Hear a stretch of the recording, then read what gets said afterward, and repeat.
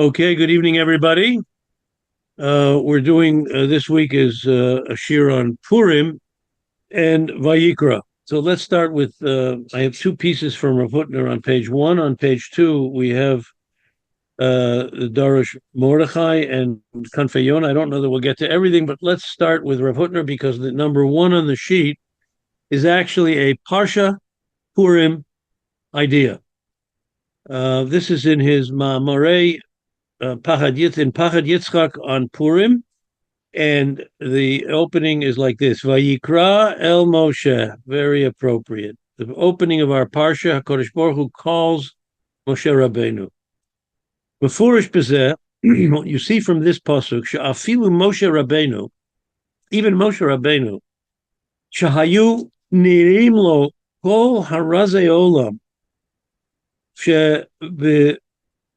Pratei Melechet HaMishkan. The Mishkan was finished, right? So even Moshe Rabbeinu, who knew the ins and outs of the Mishkan, obviously, the great Moshe Rabbeinu, Mikol Makom, Lo Nichnas L'Tocho B'li Kriya. Kodesh Baruch Hu called him into the Mishkan. He wanted to talk to him, right? But even Moshe Rabbeinu cannot go in unless he is called to go in, right? Imagine, Moshe Rabbeinu can't just walk into the Mishkan, right? Amru al zeh chachamim. So it's a Gemara. The Gemara says, "She'im haya nichnas b'li kriya." If he would have walked in without being called, ki az hayta alav ta'aneh shel talmid chacham b'li das. He would be considered a talmid chacham, a Torah scholar without seichel, without knowledge. How so? V'davar zeh mitpareshu al pi divrei haGemara. So he wants to explain this statement based on a Gemara. That's actually a statement in the Medrash in Vayikra, but he's going to explain this now based on a Gemara. We know that the essential Havdalah that we make, Motzei Shabbat, is not necessarily on the wine, it's in the Tefillah. When we daven Mariv, we say Havdalah. And the Tefillah of Havdalah is in the first bracha of the Bakashot. We know that the Shemona Esrei is divided into three sections. The first brachas are Shevach, praise of God. The last three brachas are thanks to the Ribono Shel Olam. And the middle 13 brachot are Bakashot, are requests. The first Bakashah, the first request is we ask God for knowledge. We ask HaKadosh Baruch Hu to give us wisdom, das. So why is Havdalah is actually put in that first bracha? So you would think, well, it's the first bracha, let's put it in there. No, nothing is by accident. If a person does not have knowledge, he can't make Havdalah. The ability to distinguish between things, between items, between Yisrael v'amim, between day and night, right? Between light and dark, you have to have knowledge. V'hasbarat inyan zeh chazar v'nishnit kama pamim b'veit midrasheinu. Rav Hutner says we've discussed this many times, and the reason is mipnei she'ikar skulato shel hadat. The real treasure, the essential treasure of knowledge, hu bekoach hahitdavkut v'hahitkashrut haganuz betocha, is about the attachment that it creates. Once you know something, you can attach yourself to the right thing and detach yourself from the wrong thing. And he puts in brackets here, V'Adam Yada. He's referring to the pasuk at the beginning of Bereshis, when Adam Yada Chava, he knew Chava. He knew Chava. They had children. What does it mean? He knew Chava. When we say he created children with Chava, right? It's not a physical thing. Adam Yada, he understood his purpose in this world was to embrace his wife and together to create a world, to bring in children and to bring spirituality through those children, right? Adam Yada, he knew. V'adam she'eno yodea lahafrid et atzmo mi'inyan she'eno shayach lo. Listen well to this. A person who does not know how to distinguish and to separate himself from something that he has no business getting involved in, bal kocho perforce she'eno yodea litkasher im inyan hashayach lo. Someone who doesn't know how to separate himself from something that's not for him, doesn't know how to attach himself to something that is for him. V'hu adin leidich gisa, and it works the other way around also. Imanu roim adam sheyesh b'kol litached u'lityached im inyan shayach alav. If you see a person who we know he's on the level to engage in a certain thing, he's a doctor, and there's a medical question. So we know that a person this doctor has an attachment. He has the right to engage in medicine. Mina echrachu shadam zeh yesh bo koach shel hafrasha. You can assume that he's not going to get involved in accounting. He's going to get involved in what he knows, right? V'hu yodea lihit badeo mina inyan she'eno shayach alav. He knows how to move away from something that's not his field. He's a doctor. He's not going to get involved in dentistry, right? V'zeh ma she'amru. And that is the sense of this statement in the Gemara. Im ein das havdalah minayin. If there's no das, there's no havdalah. If you don't have seichel to know where you belong, then you don't know where you don't belong. And if you don't have das to know where you don't belong, you don't know where you belong. Umemele, therefore, im haya Moshe nichnas b'li kriya, if Moshe would have come in to see the Kodesh Baruch Hu without being called, haya zeh mochiach, that would have proved ki eno mavdil et atzmo, that he does not separate himself mimakom shadayin until this moment. Lo nidbara shayechuto lemakom zeh. He has no place going there in God's presence, right? If he would have gone in, it would have demonstrated that he had no idea who he really was and who he wasn't. So he would have been referred to as this Torah scholar who has no seichel. He's going in where he doesn't belong. The kriya creates a relationship between himself and HaKadosh Baruch Hu that he does actually belong there. Hiraka kriya, only the calling, Moshe. Hayesah birur, this was the clarity. Al yachas hamakom hazeh elav, to the rightness, the correctness of the relationship, and that's where he belonged. He belonged in the Mishkan with HaKadosh Baruch Hu. V'rak la'achar shekodem hakriya po'alo bodat hakoach havdalah shebo. It was only after he was being called that there was a clarity. He understood where he belonged. Hine la'achar hakriya po'alo bo'adat bekoach hadveikut shebo. So the calling him in created the havdalah of understanding, this is where I belong. I belong to the Ribbono Shel Olam. Vayishma hakol midaber elav. He heard the voice of Hashem speaking to him. So now we're going to slowly move into Purim on this idea. Rav Hutner continues, Ubelibam shal talmidei chachamim, Torah scholars, mivakshe Hashem, who have a desire to reach new levels of understanding of the Torah, new levels of embracing HaKadosh Baruch Hu. Locheshet tamid achashasha. There's always a voice whispering to them. Pen v'ulai nitchakim b'chesket hayad lemekomot l'mayla mirosham. Maybe I'm getting involved in areas in Torah, in halacha, perhaps in Kabbalah, in Kabbalistic literature that I don't really belong to get. It's not for me, right? Maybe it's not. Maybe I'm going too high. Or in any field that a person is in, sometimes, the Peter principle, right? Lahavdil, the Peter principle. I'm going to get involved in something that really is not for me, right? So he's saying it concerning Talmidei Chachamim. Sometimes the Talmid Chacham wants to go higher and higher. He wants to engage in areas of Torah, esoteric Torah, where maybe he doesn't belong there. That's all year long. It's true. Talmid Chacham should feel that sense of humility. Maybe he doesn't belong there. Although B'shat Simchat Purim, but Purim is the one day a year, which is the other way around. Shemahalach Hanes, the miracle, Purim, how did it begin? Al Yedei Lo Nikreti Lavo El HaMelech. Mordechai tells Esther, go into Achashverosh. Now is the time, you have to go in. And she says, Lo Nikreti, he never called me. I don't belong there. V'chol makom shenemar HaMelech stam HaMelech malchei hamlochim. We know that in really understanding the depth of the Megillah, every time the word Melech is used, it refers to HaKadosh Baruch Hu. So really, he tells her to go into the Melech because the Melech, HaKadosh Baruch Hu, is orchestrating all of these events of Purim. And she said, I wasn't called to go into the Melech. Ribbono Shel Olam didn't call me. Hare Seder HaHanhaga Shel Simchat Purim Mechayev. The order of Purim is just the opposite. Ki mi shahishtokakut hakdusha dochefet oto pnima. Anyone whose heart on Purim, and maybe with a little bit of a l'chaim, a person feels kind of bold, and his spirituality increases, and his heart is beating that he wants to get closer to the Ribono Shel Olam, to the Melech, right? Zoche l'mitziut chen.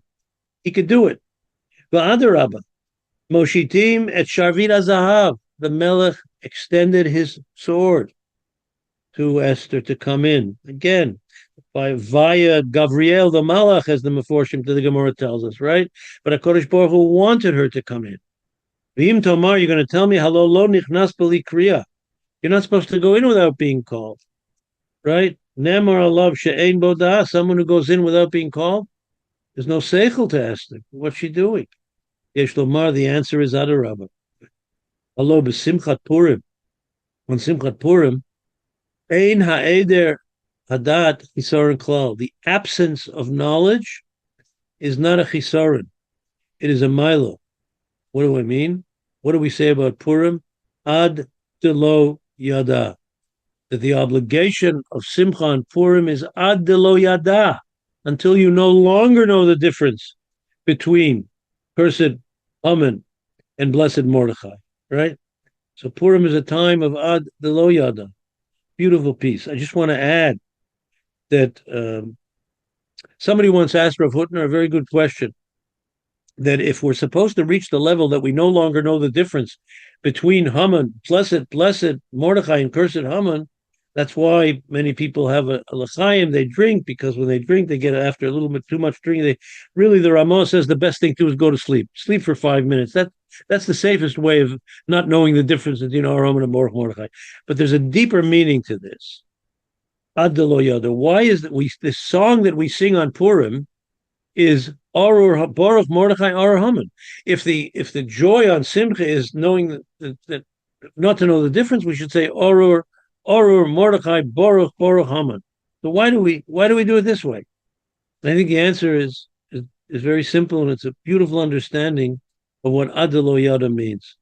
We know that for good news, the Gemara says in Brachas, the same way we make a blessing on bad news, we make a blessing on good news. But the blessing is a very different bracha. The bracha on good news is hatov v'ametiv, that God is good and He does good. The blessing on bad news is dayan ha'emet. He's the faithful judge. Why? Because today, until there will come a day, as I'll tell us, there will come a day that we will even say hatov v'ametiv on bad news. The fact that there is bad and good, the time we're living through right now, it's very hard for us.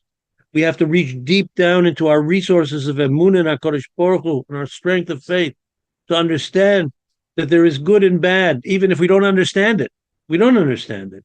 And if we would say the bracha hatov v'ametiv on what's going on today, it would be a bracha levatolo, right? We say on good news hatov v'ametiv, we understand it. The fact that there's good and bad, it's an act of faith. It's an article of faith. Dayan ha'emet, we take a step backwards. We say He's the faithful judge. It's not anybody who says he understands it is a fool. We don't understand it. And the proof is in the pudding is you can't make the bracha. We make a different bracha. It's an act of faith. We believe that it's so. We believe that it's so, that there is good and bad, right? But the ideal situation is to know that there's no distinction between good and bad. In the ideal world, everything is good. Ad shelo yada ben Arur Haman levorach Mordechai. That the idyllic time when Mashiach comes, when all of this is over, we will see there's no ad shelo yada ben Arur Haman levorach. There's no difference between Arur Haman and Baruch Mordechai. There's no difference between good and evil. It all is part of Yad Hashem, and we will finally understand it. For us now is to accept it as an article of faith, and not to ask why. That's not what the Ribono Shel Olam wants from us. He wants us to ask how and what are we supposed to do to get closer to Him and to bring us closer to that period of Ad lo yada ben Arur Haman levorach Mordechai. That's the uniqueness of Purim. Okay, let's go to the second piece on the left. This is also from the Rav Hutner on Purim, and he says like this: Mitzvah Simchat Yom Tov Novatu There's a mitzvah of simcha on Yom Tov. There is no mitzvah of simcha on Shabbat. Shabbos, there's oneg, there's kavod, there's simcha, but it's not a mitzvah, right? But Yom Tov, katuv v'samachta b'chagecha. There's actually a Torah prescribed mitzvah of rejoicing on Yom Tov. V'kibalnu b'zeh de'ein simcha el b'basar v'yayin. And the Gemara says simcha is with basar and yayin. Now, ideally, by the way, this refers to the basar of the korban, of the sacrifices that we offer up, the simcha of Yom Tov, offering these korbanot, and the yayin that is poured on the mizbeach. But and therefore, I mean, really, if you want to know halacha l'maisa, if someone, not that I can understand, there is such a person who doesn't enjoy meat, right? Maybe not politically correct today, but if someone enjoys milchiks, a dairy meal, more than meat, then one can certainly have a Yom Tov Suda or a Shabbos Suda of dairy, because that's their simcha, right? Simcha is a relative idea, right? It's like the bracha of Shechianu. You can't make the bracha of Shechianu on a new fruit if you want to enjoy it, right? I remember as a child when we went to Cheder and we were given a bag on Tu B'Shvat of fruits of Eretz Yisrael, Perot Eretz Yisrael, and we would take out the boxer, which was hard like a pencil, and we made a bracha of Shechianu on it, probably a bracha levatola. If you don't enjoy it, boxer, when it's fresh, growing off the tree, it's green, it's enjoyable, and that's the din, by the way, of Shechianu. You have to enjoy it to make the bracha. But ein bracha, ideally, basar v'yayin, right? Shtiyat yayin, drinking wine, v'achilat basar. Matzinu behem b'chol HaTorah kula hilchot shiurim. But in eating meat, in eating and in drinking, there are shiurim. There are perimeters and parameters. For example, revi'it, when you drink wine, it has to be a minimum of a revi'is, right? Whatever that is, let's say 1.5 ounces to 3 ounces, depending on how you hold. Kazayit, it has to be the size of an olive, a piece of bread to make the bracha. Umemela, anu omrim shebe simchas Yom Tov, medubar al odos shiurim. By the simcha of Yom Tov, it's a relative thing. We speak about shiurim, about increasing, right? V'yun Rambam, Perek Vav Hilchos Yom Tov, at the end of Hilchos Yom Tov, in fact, the Rambam has a very important halacha that we shouldn't go overboard. There's a limit to Simchas Yom Tov, is what he's saying, right? There are limitations. You can be Yotzei Kiddush with a Revi'is wine with 1.5 ounces, right? There's a limit here, right? And therefore, the Rambam writes that Bezdin would set up Chayavim, Bezdin Lahamid, Shotrim, Biragalim, Shayum, Misavavim, Viganot, Ubhardasim. He would set up, there were policemen that Bezdin would set up to go out into the gardens, the fields, to make sure that young men and women, older men and women, were not going overboard with the simcha, right? V'yazhiru b'davar zeh l'kol ha'am, v'lo yimshechu b'yayin. So they shouldn't go overboard in drinking on Purim, right? On Yom Tov, right? On Yom Tov, not Purim. You're going to see in a minute. V'seder an hagah kazeh, there's no shiurim on ashtiyah kedat einonis. There's no limitation on Purim at the Purim Suda, right? And by the way, the essential din of eating and drinking on Purim, especially drinking, is not until the Purim Suda, right? Okay, somebody should tell that to everybody that lets loose on Purim. Okay, umemela anu omri. We say shebesimchat Purim. Lo nemar bar klal inin shel shiur. There's no shiurim. There's no shiurim. There's no parameters on Purim. Marshal Lamont over Doma. Now, I want to explain this, he says, and it's a beautiful example. Why is the simcha? It's an uncommon denominator. The simcha of Purim is totally different than the simchas hachag of other Yomim Tovim. Listen to how he explains it. Echola, a sick person, shenit rapeh, who is healed. Hario says sudat hoda, the simchat havrato. You make a sudas hoda.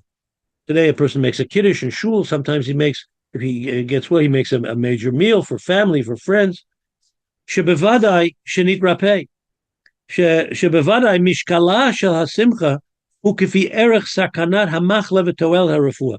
The kind of suda he's going to make is the equation of that suda, right? The amount of suda, size of the suda depends on the illness and how much he was healed, right?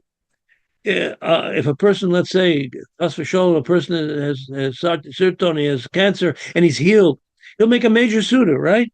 It's a great suda. Aval adam shechala mimachlat hamara shchora. Let's say a person is sick for a long time with clinical depression. He has no simcha. He has lost the passion. He's lost the ability to be besimcha, right? A terrible illness, right? Ukashanit rapeh. When this person who has this disease of not having simcha, when he is healed, who owes a suda to simcha havarato, he makes a suda, right? For his healing, right? But there's a big difference here. As ef sharlish kolat hasimcha b'mazne hatzar v'yoshua. You can't compare the simcha for this person for the simcha of any other illness that he's making a suda for. Shebesuda zu. This suda, this celebration, hare etzim hasimcha hu gufa hi Yeshua. The simcha is the healing that he was given back simcha. It's a suda simcha for simcha. So it's on a totally different level. Shahalo hatzara hayeta, the illness was to hifsid et hakishron lahargish simcha. He had lost the ability to feel simcha. Umemela, therefore, kol gilui shall kishron simcha. When the simcha comes back to him, that's his healing. Harihu atzmo guf havra. That was the healing, right? Sudat hodah shall stamcho leshenit rapeh. The celebration that an ill person who has a refuah makes a suda. That's one thing. Hari havrato omedet he michutz leguf asimcha. His healing and his simcha are two different things. I was healed. Now I'm going to make a simcha, right? Elishu samech mizeshiv, but he's happy because he was healed from whatever he was healed from. Aval shabal amor shchora. But someone who had the clinical depression, someone who was unable to feel simcha, he lost his passion. Oseh sudat hodah, he's making that meal lahavrato for the healing. Hare avrato he guf simcha. The healing is the simcha. V'hasimcha he guf ha'avra, and the simcha is the suit of the healing. Nimtzit comes out shekol tenuah shel simcha shel bal amor shchora nitrapeh tomenet betocha mikor simcha chadash. This is it creates a new simcha. There's a totally new simcha here. Memela ein kitzvah simcha. So there's no limit to this simcha. The healing is simcha. It's beyond. Shahari godla simcha hu atzmo mechayev simcha. The greatness of the simcha is what it obligates the simcha. Val Amalek. Now we're talking about Purim, Simchat Purim, which we celebrate the destruction of Amalek, the defeat over Amalek of Haman. Val Amalek hu amar. What did it say in the Torah by Amalek? Asher korcha baderech, that he weakened us. He weakened us, baderech. He took away our passion, made us unhappy. Korcha baderech. He cooled us down. Pirush Rashi, the first explanation, Rashi, hevi beliv chatzonein v'hifshircha. He cooled us down. He took away our passion. He took away our simcha. Ubevarai chatzonein u hazeh v'haposhim halalu. This cooling down and this poshrin, this lukewarm halalu hain pegamim gedolim beguf hamitzvah. They do a terrible damage to the observance of mitzvot. Avaledian simcha shel mitzvah. But in terms of the simcha, to have simcha for a mitzvah, hatzonin azeva aposhim halalu katlanim heim mamash. They're killers. They're killers. You take away a person's passion, person's ability to feel happiness, right? You destroy the person. Al yedei hatzonin azeva haposhim halalu simchat hamitzvah nikretu mibeit chayeha naakeret hi mibeit chayeha. Simcha is uprooted from one's life. Imagine chas v'shalom, a life without simcha. That is what Amalek wanted to accomplish. V'nimtzish simchat mechir Amalek. So when we destroyed Amalek, when we defeat Amalek, he a simcha shel rechishat a kishron the simcha shel mitzvah. We have restored to Am Yisrael this simcha shel mitzvah, which was taken away from us It was a national malaise of clinical depression that Amalek put on Yisrael. And now that is returned by defeating him. Umemela kol tipa shel simcha nichneset belev, every drop of simcha that enters our heart, mishameshet la'atzma shoresh umakor lezerem simcha kadash. It creates a brand new simcha for us. V'zera molid zerem, and every stream creates another stream. Umeata lech v'himatzei gvul l'neviat l'hamayan, go, he says, draw out from the well of simcha.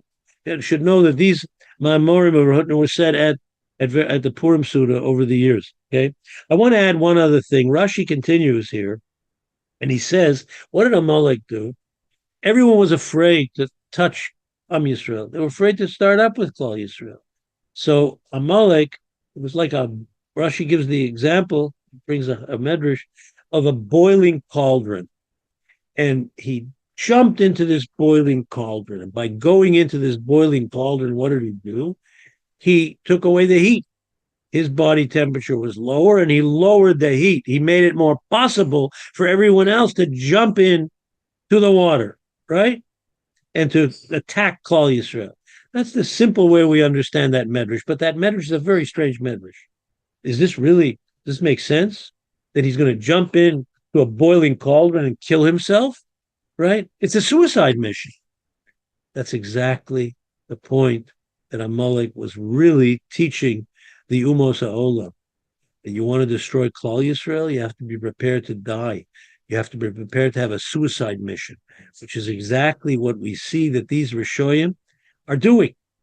What's happening right now, that these evil people are putting themselves in and their people in the line of fire. They don't care. They're ready to die rather that Klal Yisrael should live.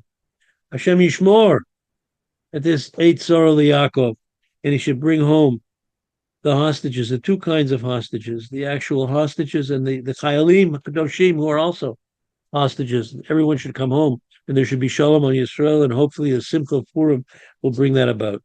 Okay, let's go over the page. We'll do number 3. I don't know if we're going to have time for number 4. Number 4 is from Kanfei Yonah, my Hebrew sefer on the Parsha. I don't know that we're going to get to that. Let's do number 3.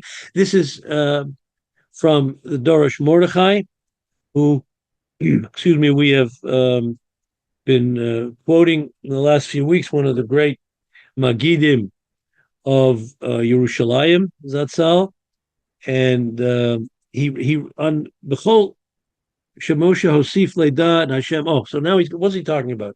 Going back, let's go back to the. This is Rav Mordechai Druk, by the way. I think his son, is elderly Rav. I think he's still officially the Rav of Rechavia, if I'm not mistaken. In any case, the rabbi is talking about something we're all familiar with. In the word Vayikra, in a Sefer Torah, and sometimes the Chumash will demonstrate this artistically. The letter Aleph is a small letter. It is to put all the midrashim, to make it simple, to demonstrate the humility of Moshe Rabbeinu. Vayikra el Moshe. He didn't want to write. He was writing the Torah. He didn't want to write Vayikra with an Aleph. He called him. So he wanted to write Vayakar the way that Bilam was called, right? But so he made the Aleph small, right? So he's going to ask an interesting question. A lot of times until now that it says Vayikra, God called Moshe, but he didn't make it small until now, right? That's what he's going to ask now. B'chol shemosa osif le'dad Hashem. Oh, forget about the title. Let's go to the first paragraph. Ba'ofen acher efshar leva'er madua rak kan nichtav ba'alav ze'ira. I'm taking this out from the middle of an essay. Why dafka here does Moshe now at the end is he willing to put Vayikra with a small aleph? Shinei Gemara Psachim. The Gemara says mevia. Now here's his answer. Beautiful Gemara. Shimon ha'amsuni hayadoresh et kol etim shebetorah. Shimon ha'amsuni wrote a sefer, his magnum opus. He darshaned every word s in the Torah. Now you know that s really does not have a meaning, right? S does not have a meaning, but it has to have a meaning. Right? It has to have a deep meaning because the letter S is Aleph to Taf. It encapsulates the entire Aleph base. So there has to be a meaning to S. He darshaned every S in the Torah, right? Kivan shehigia la'et Hashem Elokecha tira. Then it says, it could just say Hashem Elokecha tira, fear God. Have fear, have awe for the Ribono Shel Olam. But it doesn't, it says et Hashem Elokecha tira. But he resigned. I can't, how can I add anything? What can I add to this, what can be added here to fearing God? Amrlo Talmidov, Rebbe, student said, Rebbe, Kol etim shedarashta, ma tehealem. What's going to be with your whole magnum opus? What's going to be with your whole work? Amarlehem, kishem shekibalti al schar, al adrisha kach mikabel schar al aprisha. The same way that I will receive reward for what I did explain, I'll receive a reward for what I decided not to explain. Okay. Ad Shavo Rabbi Akiva, Gemara says. Rabbi Akiva came afterwards, Vidorash et Hashem Elokecha tira, and he darshan et Hashem Elokecha tira, l'rabot Talmidei Chachomim, to include Talmidei Chachomim. That this et is to refer to Talmidei Chachomim, to Torah scholars, the representatives of HaKadosh Baruch Hu, the shlichim of Almighty God, right? So the et is to include HaKadosh Baruch Hu's Talmidei Chachomim, his Talmidim, if you will, Kaviyachol. Okay? So now he goes to town on this. V'nishal Hashem, what's going on here? V'chi Shimon HaAmsuni, Shimon HaAmsuni k'shehitchil lidrosh et etin. When he started doing this, Shimon HaAmsuni was not just a guy, like you and me. When he started doing this, Lo Yadad HaPasuk et Hashem Elokecha tira. First of all, he knew the pasuk et Hashem Elokecha tira. Lo Vaday sheyoda, he clearly knew it. Uma im kein chashav lidosh. What was he thinking that he should write? Right? V'im hevin mitchila. And if he understood from the beginning, she'i efshar lahashvot nivra labore, that it's really impossible to compare a human being, a basar v'dam, to HaKadosh Baruch Hu. Madua hachel lidrosh et ha'etin. Why did he continue his work? V'rak acharei shedarash et kol ha'etin pirush. Only after he did everything else. Then he just couldn't go back to that pasuk and say l'rabot talmidei chachomim. Elanira bora, but it's clear. Sheshimon HaAmsuni yadam milichatchila. He definitely knew. Gamin ha'pasuk, he knew the pasuk. V'gamin hadrasha shedarash Rabbi Akiva. And he knew the drasha Rabbi Akiva gave. L'rabot Talmidei Chachomim. This includes Talmidei Chachomim, that word S, aleph to taf.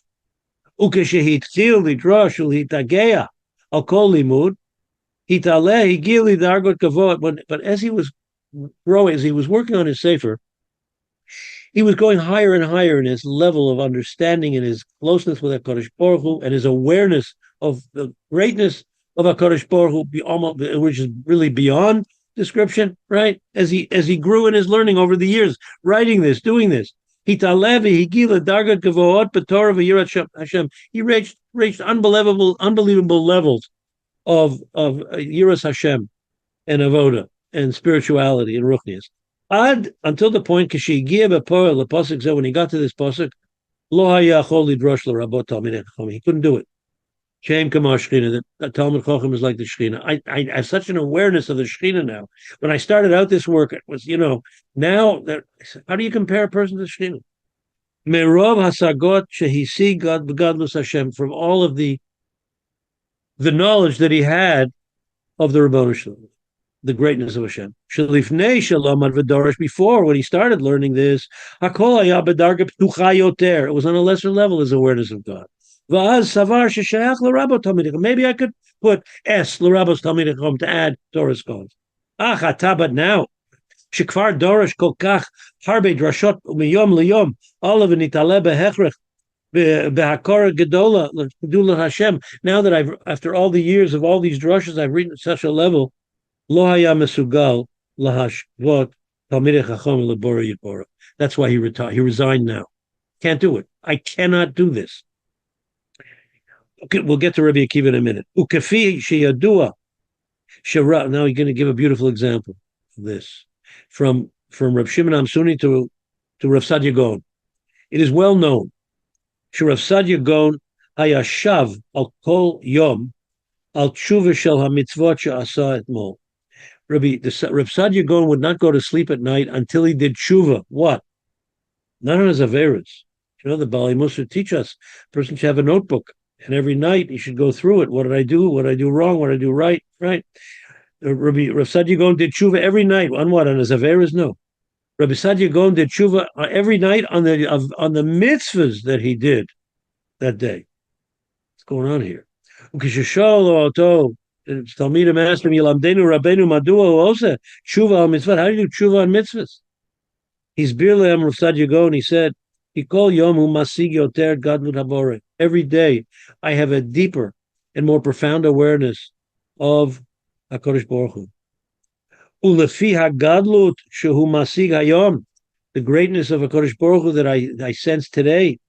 Hari alav la'asot tshuva al hitrashluto ba'avodat Hashem shel etmol. I have to do tshuva because the way I did the mitzvah yesterday, I would have done it stronger because of my deeper awareness today. Shelafi hasagot shelo, his understanding now hayom today. Uroesh mitzvot she'asat mol heim be'etzem averot. He looked at his mitzvahs from yesterday's averas compared to his mitzvahs today, right? Rav Sadia Gaon. Kach gam Moshe Rabbeinu. Now we're back to our original question. Why is the Vayikra a small olive? Kach gam Moshe Rabbeinu. Mitchila lo haya b'dargut ko gavoat shalanova. At first, he was growing, Moshe. His modesty, his humility was not on such a high level, right? His modesty was not on such a high level, meaning a low level of modesty. After he had the schut of taking Bnei Israel out of Mitzrayim, Mosar the Torah, he gave us the Torah. Ubonada Mishkan, and built the Mishkan. Kekol shahosif dat et Hashem od va'od, so much more understanding and awareness of who the Rebbeinu Shalom was. Va'od gadla anafsanuso. So the more he saw the greatness of HaKadosh Baruch Hu, the smaller he saw himself. Ulechein rakkan, only now, after Yetziat Mitzrayim, Matan Torah, and Binyan HaMishkan, rakkan, la'achar kol elu, nizkeret akriya alav ba'elef zir. Now he wrote with a small o. Okay? Just one more thing, I want to end with this. I once heard from Rav Gifter. What did Rabbi Akiva see that Rav Shimon Amsuni did not see? How comes Rabbi Akiva could write at the Rabbos Talmidei Chachamim? You know what Rabbi Akiva saw that Rav Shimon Amsuni didn't see? He saw Rav Shimon Amsuni. He saw this Jew who after finishing his magnum opus, he resigned because he couldn't, in all humility, he could not write the Rabbos Talmidei Chachamim. He saw the greatness of this Talmid Chacham, and that he understood as the Rabbos Talmidei Chachamim. Okay, everybody, Purim Sameach, Freilich and Purim, and we'll see you all in Mitzvah Hashem next week. Halacha will be Wednesday night, but we'll see you all Monday after Purim.